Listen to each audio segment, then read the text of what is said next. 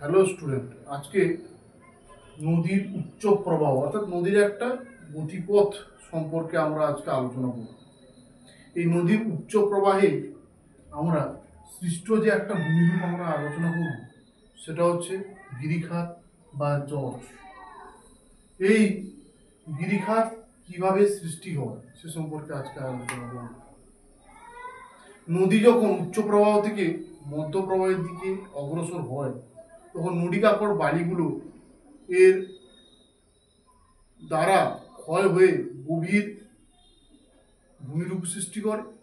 গভীর ভূমিরূপ সৃষ্টি করার কারণে উচ্চ প্রবাহে আরও কারণ রয়েছে যে নদীর সংখ্যা খুবই কম হয়ে থাকে। উচ্চ প্রবাহে নদীর সংখ্যা কম, ফলে সেখানে কি হয়, নদীর সংখ্যা কম হওয়ার কারণে নদীর উপত্যকা যে তৈরি হয় সেটা কিন্তু বেশি চওড়া হয়ে থাকে না। তো চওড়া হয়ে না থাকার কারণে ইংরেজি অক্ষর আই বা ভি অক্ষরের মতো এইভাবে আমরা গিরিখাত আমরা দেখতে পাই। আমরা ইংরেজি অক্ষর ভি এবং আই অক্ষরের মতো গিরিখাত আমরা দেখতে পাই। যেমন গিরিখাতগুলো যখন বেশি চওড়া এবং গভীর হয়ে থাকে, যেমন কলোরাডো নদীর উপত্যকার দ্বারা সৃষ্ট যে গিরিখাত, সেটা হচ্ছে গ্র্যান্ড ক্যানিয়ন। আমরা এই সম্পর্কে আজকে আলোচনা করলাম কি, সেটা হচ্ছে গর্জ বা গিরিখাত। আমরা নেক্সট টপিকে যাই, জলপ্রপাত। জলপ্রপাত বা ইংরেজিতে বলা হয় ওয়াটারফল। আমরা কি বলি, ওয়াটারফল বলতে পারি।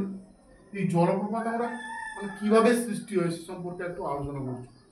দেখো, পার্বত্য প্রবাহে যখন নদীর গতিপথে শক্ত এবং নরম পাথর, শক্ত পাথর এবং নরম পাথর, শক্ত এবং নরম পাথর যখন থাকে অনুভূমিকভাবে, হরিজন্টাল যখন থাকে, তখন নরম পাথরগুলো ক্ষয়ে, এই নরম পাথরগুলো কি হয়, ক্ষয়ে যায়।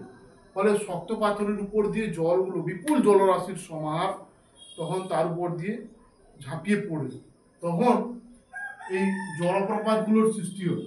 যেমন পশ্চিমঘাট পর্বতমালা যোগ জলপ্রপাত, এবং এই যোগ জলপ্রপাতের যে দৈর্ঘ্য বা তার যে উচ্চতা রয়েছে 260 মিটারের মতো হয়ে থাকে।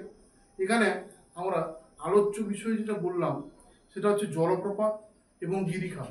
এই দুটো হচ্ছে নদীর উচ্চ গতি বা উচ্চ প্রবাহের দ্বারা সৃষ্ট একটা ভূমিরূপ। এই ভূমিরূপগুলি খুবই ইম্পর্টেন্ট। এবং গিরিখাত কি হতে পারে না, আই বা ভি আকৃতির মতো হয়ে থাকে। ইংরেজি অক্ষর আই বা ভি আকৃতির মতো সদৃশ হয়ে থাকে, অ্যানালজিক্যাল একটা শেপ গঠন করে। পরবর্তীকালে আমরা যেটা যেটা আমরা গিরিখাত নামে জানি, গভীর এবং খুবই সংকীর্ণ হয়ে বিভিন্ন ধরনের গিরিখাত সৃষ্টি করে। এরপর আমরা জলপ্রপাতের যে সম্পর্কে বললাম, শক্ত এবং নরম পাথর।